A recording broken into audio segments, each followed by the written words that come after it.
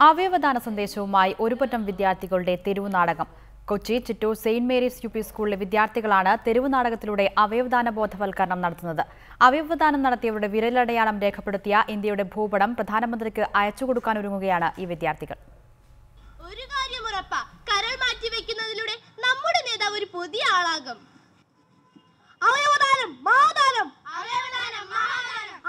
അവയവദാനത്തിന്റെ മഹത്വം നന്നായി അറിയാവുന്നവരാണ് Kochi Chittoor saint Mary's U P സ്കൂളിലെ വിദ്യാർത്ഥികൾ.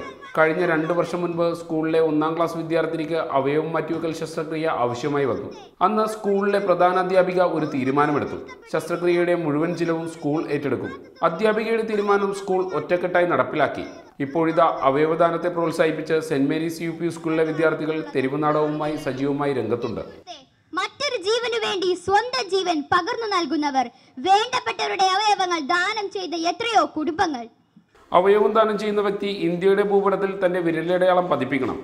അവയവങ്ങൾ നമുക്ക് മാറ്റിവെക്കാനായിട്ട് സാധിക്കുന്ന അവസ്ഥയിലേക്ക് നമ്മുടെ ശാസ്ത്രം വളർന്നു കഴിഞ്ഞു.